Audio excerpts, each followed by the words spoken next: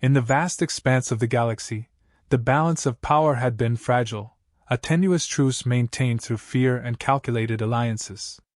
The galaxy was no stranger to war. Countless factions and coalitions had fought for control, power, and territory over the centuries.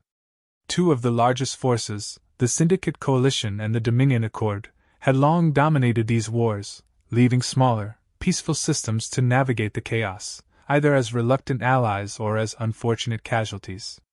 But amidst this turmoil, there was one species that had quietly risen in the galactic ranks: humanity. The humans, from the planet Earth, had only recently ventured into interstellar society. Their entry had been marked not by displays of power, but by a surprising dedication to diplomacy, science, and trade. Despite Earth's Death World classification, signifying a planet of harsh conditions and resilience, the humans appeared to prioritize peace, focusing on building connections and advancing technology without a hint of militaristic ambition. Many in the galaxy saw humanity's approach as a refreshing contrast to the otherwise volatile nature of galactic politics. The Terran Council, Earth's governing body, held firm on neutrality, openly stating that they had no interest in becoming entangled in conflicts that spanned beyond their territories. Humanity was admired by some for their commitment to peace, but to others, especially factions like the Dominion, they were little more than naive newcomers, idealistic to the point of weakness. As the Syndicate and Dominion expanded their conflict, the pressure on neutral planets mounted, with demands to join one side or the other. Human colonies, while initially left in peace, soon found themselves in the crosshairs. The Dominion, seeing humanity's reluctance to engage in warfare, interpreted this as a lack of resolve and a weakness to exploit. They began positioning fleets near human territories, quietly testing the boundaries of Earth's patience. And then came the breaking point. A Dominion fleet launched a targeted strike on a human colony near the edge of Dominion space, a peaceful outpost dedicated to scientific research. The attack was swift and brutal, leaving devastation in its wake. Casualties were high, and the survivors sent a desperate message back to Earth, detailing the unprovoked assault. The news of the attack sent shockwaves through humanity. Grief turned quickly to anger, and for the first time, the Terran Council was confronted with a stark choice. Would they maintain their stance of diplomacy, appealing to the galaxy for justice? Or would they acknowledge the threat looming over them and take action to protect their people? The Terran Council convened in an emergency session. Representatives from across Earth and its colonies gathered, a mix of emotions playing across their faces. They had hoped their neutrality would spare them from the horrors of galactic conflict, but the attack had made it clear: their reluctance to engage was seen as weakness, a vulnerability that their enemies were all too eager to exploit. For hours they debated, weighing the ideals of peace against the reality of survival. Humanity had always believed in diplomacy, in the possibility of cooperation over conflict.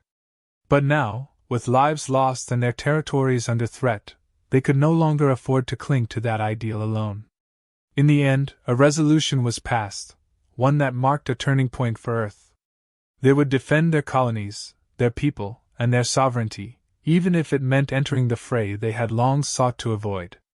Yet, humanity's decision was not merely to retaliate. It was a declaration to the galaxy that Earth would not be passive in the face of aggression. They would rise to defend themselves, but with one critical difference: they would do so on their own terms, with their own vision of warfare, shaped by the lessons learned from a history of survival on a harsh planet. Unbeknownst to the galaxy, Earth had been preparing for this moment. Though they had publicly championed peace, humanity's scientists, engineers, and strategists had been quietly working on a line of defense, anticipating the day when words alone would not suffice. And so, hidden from prying eyes, Earth had built a fleet unlike anything the galaxy had seen. These warships, crafted in secret and designed with cutting-edge technology, were humanity's answer to the chaos beyond their borders. The fleet, comprising vessels of different classes and capabilities, was equipped with advanced AI systems, adaptive shielding, and weaponry capable of disrupting known defenses. Earth's engineers had studied galactic warfare extensively, understanding the strengths and weaknesses of existing technologies. They had no intention of creating a force merely to match the powers at play. They intended to surpass them, to redefine what was possible in space warfare. This was not just a fleet, it was a statement. Earth's leaders made it clear that their warships would only be deployed defensively, used solely to protect their colonies and borders. Yet, the power they wielded was undeniable, and those who knew of the fleet's existence could sense the magnitude of what Earth was about to unleash. The decision to deploy the fleet was not made lightly. The Terran Council broadcasted a message to the galaxy, a final warning to all factions. Humanity sought no quarrel, but any further attacks on their people or territories would be met with a response of overwhelming force. It was a simple message, devoid of bravado yet filled with resolve. The galaxy's reaction was mixed. Some species, recognizing the sincerity of Earth's message, urged the Dominion and Syndicate to reconsider their actions, fearing the consequences of pushing humanity too far. Others dismissed the warning outright, viewing Earth's declaration as little more than posturing. After all, to many, humanity was still just another minor player, a species too new to the galaxy to truly understand the rules of war. But humanity's enemies would soon learn that the rules they had known were about to change. In the heart of Earth's concealed orbital shipyard, a fleet of humanity's warships awaited orders. Each vessel represented the combined ingenuity, resilience, and unyielding resolve of a species that had endured and thrived on a world filled with challenges. For too long, humanity had been underestimated. Their peaceful approach had led the galactic factions to dismiss them as weak, as an easy target. Now these ships, sleek and heavily fortified, stood ready to show the galaxy just how wrong they had been.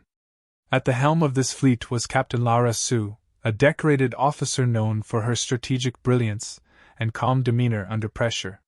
She had been chosen not just for her skill but for her understanding of what these ships represented.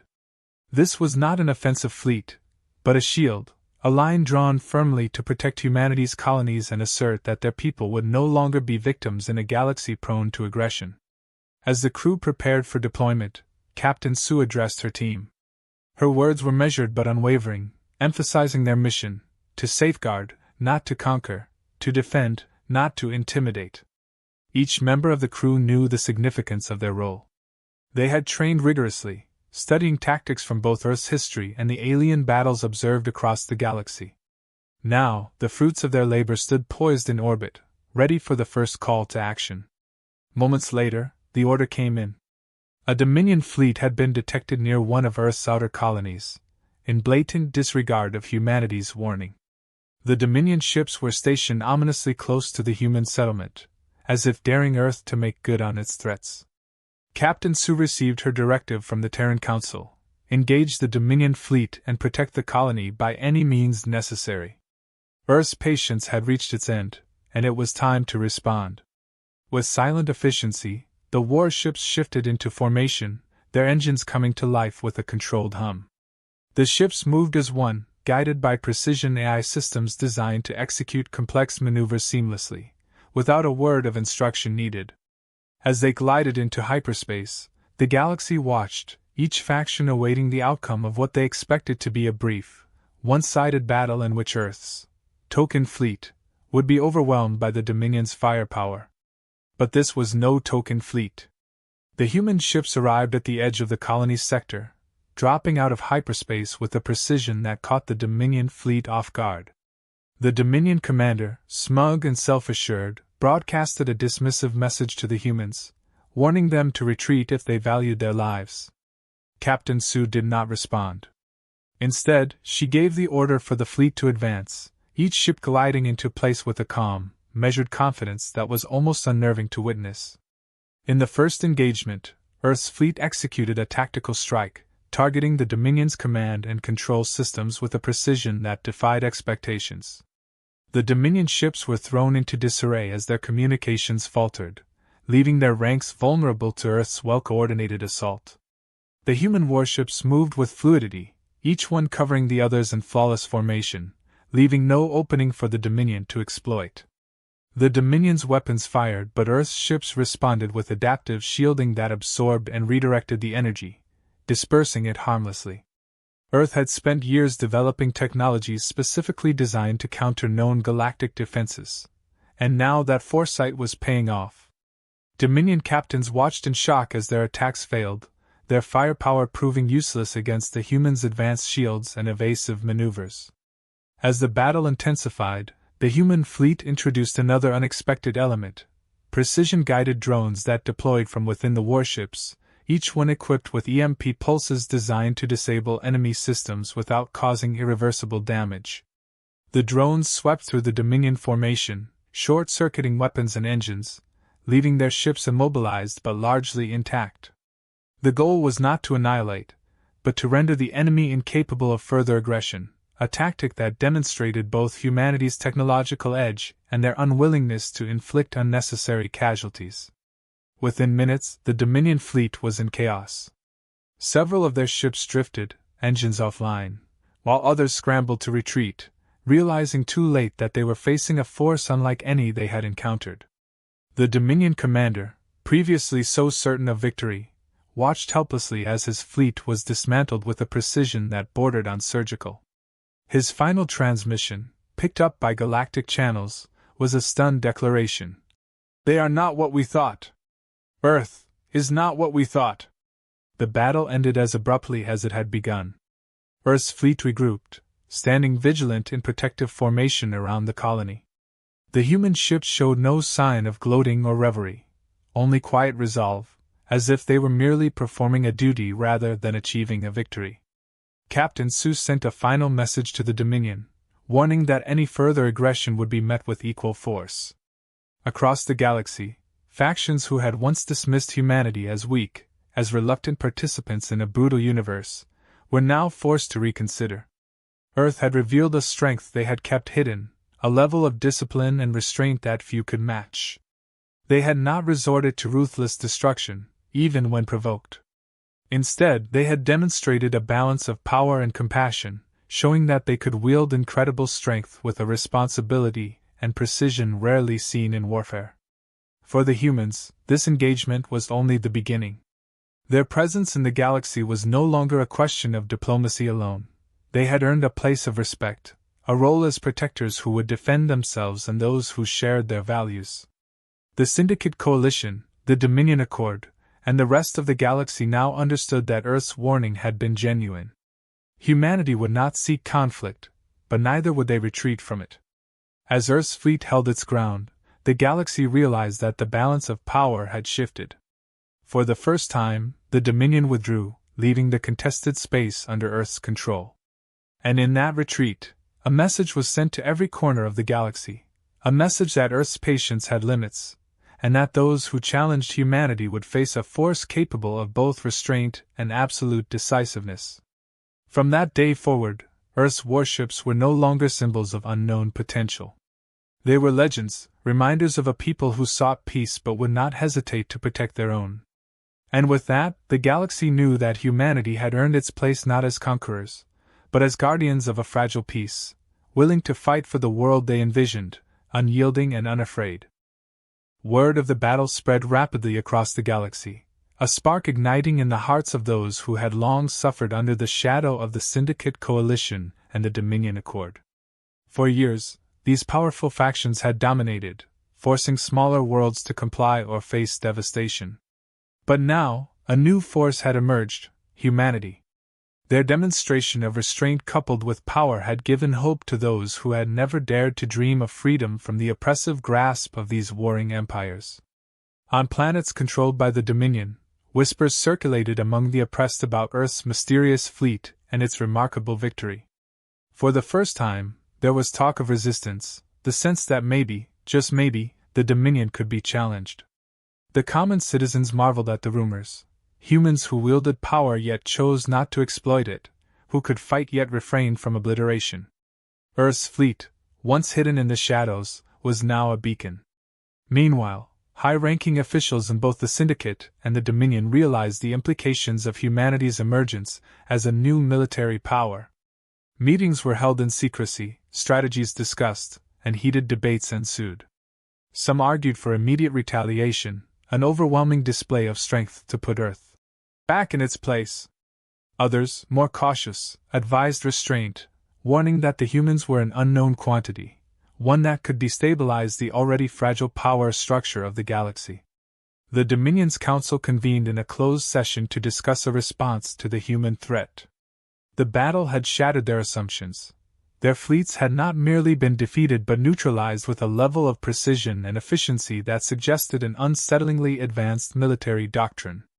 Yet despite this, humanity had refrained from unnecessary destruction, targeting only critical systems and avoiding the kind of merciless violence that the Dominion itself was known for. The Dominion officials, used to wielding their power ruthlessly, found this approach both baffling and dangerous. To them, humanity's restraint was not a show of mercy, it was a threat. As these high-stakes deliberations unfolded, Earth's leaders maintained a calm but firm stance, refusing to be drawn into further provocation. Through diplomatic channels, they continued to insist that they sought no quarrel beyond protecting their own. This approach only served to deepen the mystery surrounding humanity, leading the galaxy to wonder just how far Earth's patience extended.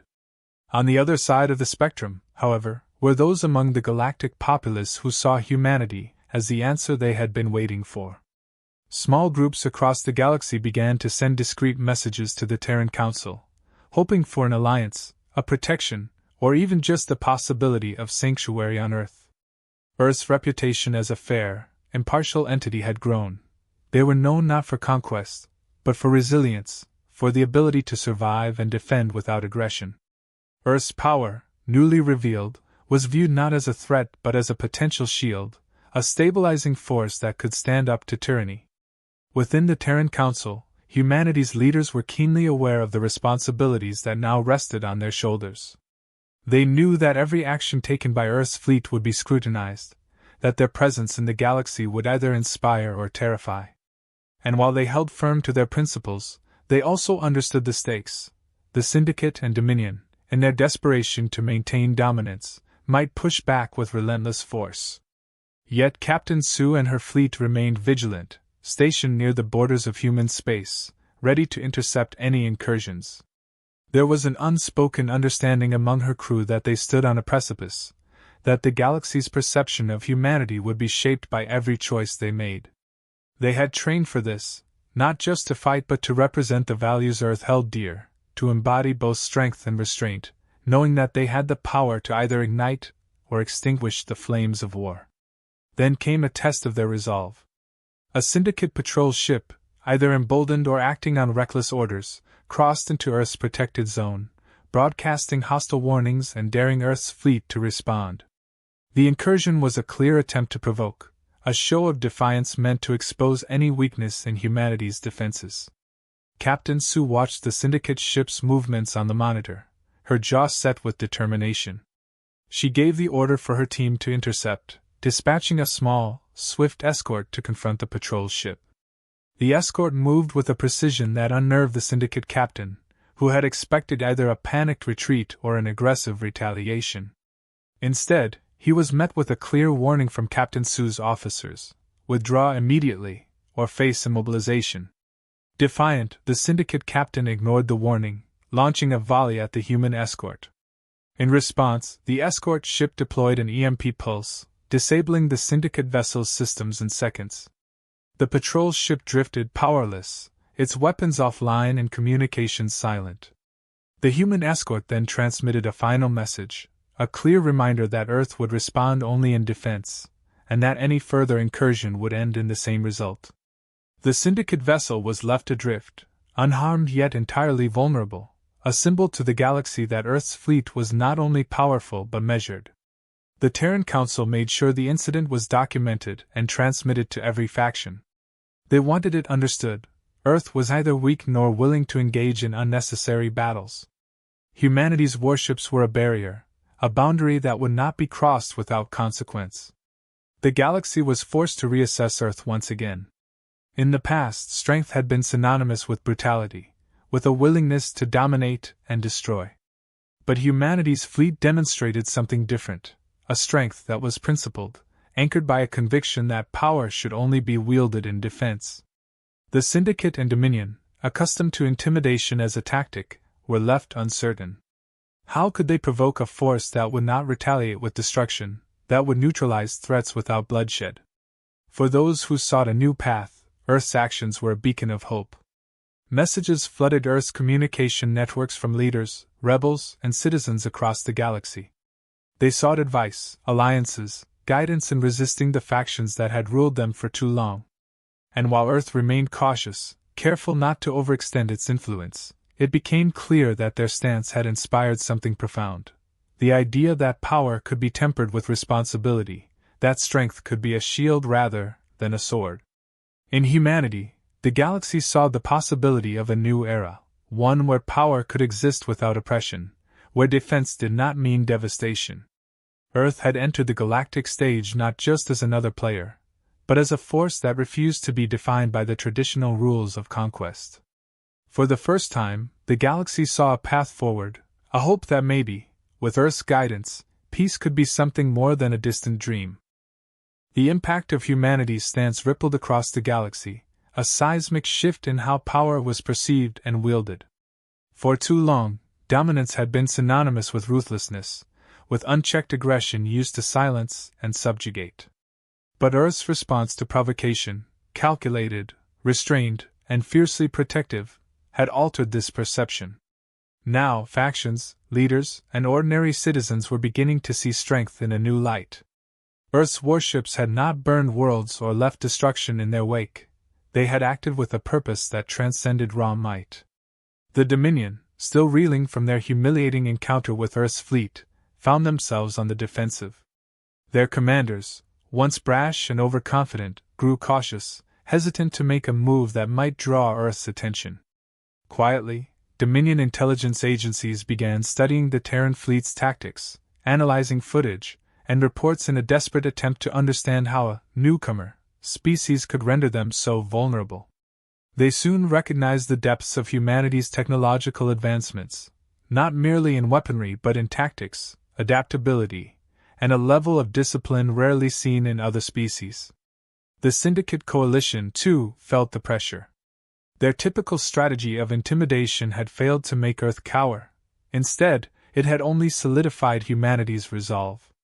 The coalition members, normally united by mutual greed and ambition, were now divided, some arguing for a more diplomatic approach while others pushed for a show of force. But the latter voices grew quieter with each failed incursion, each syndicate ship sent back disarmed and defenseless. For the first time, the Syndicate and Dominion factions faced a dilemma they had not anticipated, a force powerful enough to defend without destroying, one that held the line without succumbing to the same hunger for conquest that defined their own histories. Humanity's restraint was unsettling. It was as if they were seeing strength in its purest form, a kind that did not require the subjugation of others to prove itself. In the council chambers, discussions of Earth and its principles dominated the agenda. Even those who had once doubted humanity's place among the galactic powers now saw them in a different light. Representatives from neutral planets, those who had been ignored or exploited by the Syndicate and Dominion, began advocating for alliances with Earth, urging the Council to recognize humanity's role as a stabilizing force. Humanity's leaders were acutely aware of this shift. The Terran Council, committed to maintaining the delicate balance between defense and diplomacy, took steps to formalize their place within the galactic community. They invited representatives from neutral systems to observe Earth's processes, to see firsthand the values that guided them. Earth's approach was transparent. They had no interest in empire building or conquest, only in protecting their people and preserving peace. In response, more factions sought Earth's guidance, asking for insight into their methods and requesting diplomatic support. Humanity became not just a respected force but a mediator, helping to settle disputes among factions long caught in cycles of retaliation. Earth's fleet became known not as instruments of war but as symbols of protection and, increasingly, peace. The Syndicate and Dominion, however, were far from willing to relinquish their grip on power. In a last attempt to regain control, Dominion strategists devised a plan to provoke Earth into open conflict. They planted rumors of an imminent Dominion attack on one of Earth's colonies, hoping humanity would strike preemptively, giving the Dominion the excuse they needed to label Earth as aggressors. Earth's intelligence networks quickly intercepted the plan. Rather than reacting with force, the Terran Council exposed the Dominion's ploy, broadcasting the details to the galaxy. The Dominion was left humiliated, caught in their own trap, and the galactic community's support for Earth only grew stronger. The attempt had backfired spectacularly, underscoring humanity's resolve and proving to all that Earth would not be manipulated into a war it did not seek. With every step, Earth reshaped the galaxy's understanding of power. They had shown that true strength was not merely a matter of firepower or fear but of conviction, integrity, and an unwavering commitment to one's principles. Where others saw opportunities to conquer, humanity saw a chance to protect. Where others sought control, humanity chose collaboration. As peace spread through previously contested regions, the ripple effect of humanity's actions continued to inspire hope among oppressed worlds and smaller factions. Messages of gratitude poured into the Terran Council, as well as invitations to establish partnerships and alliances based on shared values. Earth's reputation as a defender of peace and freedom solidified with each day. In time, Earth's influence reached the Syndicate and Dominion's own territories. Discontented citizens within their ranks began to question their leaders, inspired by stories of humanity's refusal to bow to tyranny or resort to senseless violence. Quietly, resistance movements grew, whispering of a new era, one where power did not belong solely to those willing to wield it ruthlessly but also to those who used it to uplift and protect. Captain Sue and her crew, still stationed near Earth's borders, watched as the galaxy transformed around them. They had trained to defend humanity, but they now saw themselves as part of something larger. Earth was not just protecting its people, it was paving the way for a new kind of peace, one that others aspired to follow. One day, as the Terran Council received yet another message of alliance from a once neutral system, Captain Sue reflected on how far humanity had come. Their journey had been one of survival, adaptation, and resilience, and now, they had become symbols of a power that upheld peace. Humanity had shown the galaxy that a different path was possible, that strength could be wielded with responsibility, and that peace did not require submission but respect. In the end, Earth's warships did not become instruments of conquest but of hope. The galaxy had trembled when Earth released its first warships to war, yet it was not destruction that followed, but a profound shift in understanding, a reminder that sometimes the greatest strength lies not in the will to dominate but in the courage to defend. And as the stars turned, humanity's warships remained vigilant, a silent promise to the galaxy that Earth would stand as a guardian, a force that fought not for victory but for peace. They had changed the rules of the galaxy, not through power alone, but through the strength of their values and the conviction to uphold them.